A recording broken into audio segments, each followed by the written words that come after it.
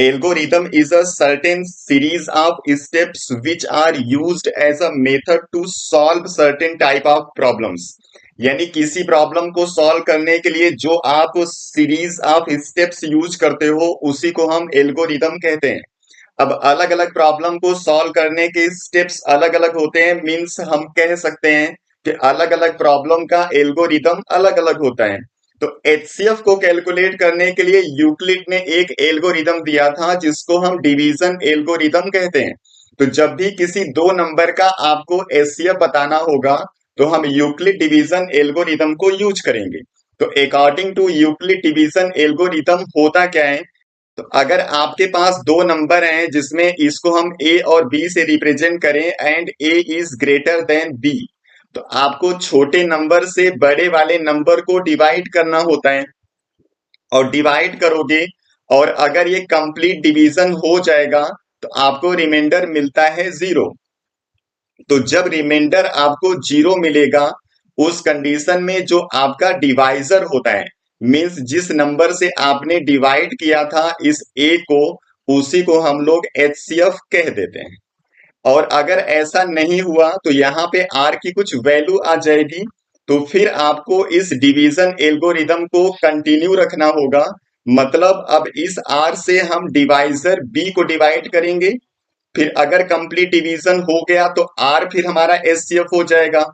और अगर फिर आपको आर की वैल्यू जीरो नहीं मिलती, यहाँ पे कुछ रिमाइंडर दूसरा आ जाता है आर टू, तो फिर इस आर टू से आर को डिवाइड करना पड़ेगा और ये आप तब तक करते रहोगे जब तक आपको रिमाइंडर जीरो नहीं मिल जाता। जैसे ही रिमाइंडर आपको जीरो मिल जाएगा तो जो लास्ट वाला डिवाइजर होता है उसी को हम लोग एचसीएफ बोल देते हैं। तो एचसीएफ कैलकुलेट करने के लिए इस मेथड को यूज करना है और इन तीन नंबर्स के आपको एचसीएफ बताने हैं। तो इन्हीं तीनों का कैलकुलेशन हम इस वीडियो में करने जा रहे हैं। तो चलिए देखते हैं फर्स्ट प्रॉब्लम।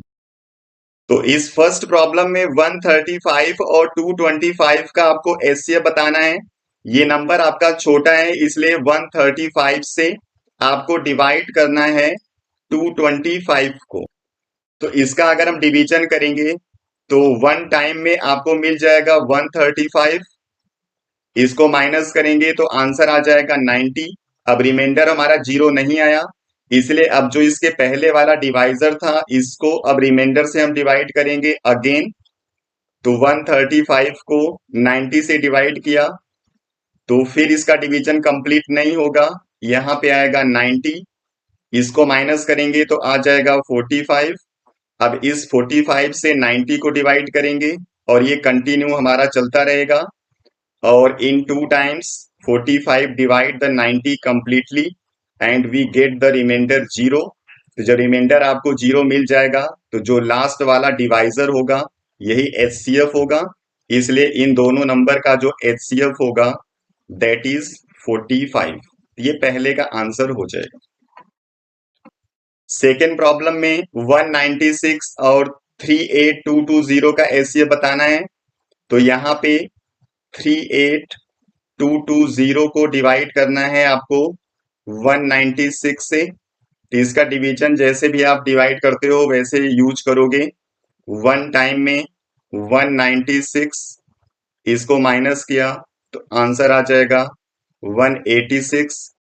इस टू को नीचे हम लोग यूज कर लेते हैं। अब इसका डिवीजन 196 से करेंगे तो 9 टाइम्स में आपको मिलेगा 1764, इसको माइनस करेंगे तो आंसर आ जाएगा 98। इस जीरो को हम लोग यहाँ पे यूज कर लेते हैं। अब इसको यूज करोगे 5 टाइम्स तो आपको आंसर मिल जाएगा 980, इसको माइनस करने पे रिमाइंडर आपको जीरो मिल जाएगा। तो जो डिवाइजर था आपका यही यूज हुआ है जिससे ये नंबर कंप्लीटली डिवाइड हो चुका है, इसलिए इसका जो एचसीएफ होगा वो आपको लिखना होगा 196। थर्ड प्रॉब्लम में आपका 867 और 255 है, इन दोनों को यूज करना है आपको।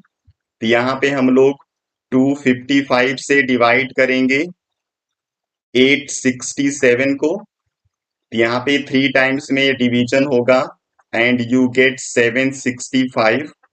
After solving this we get 102.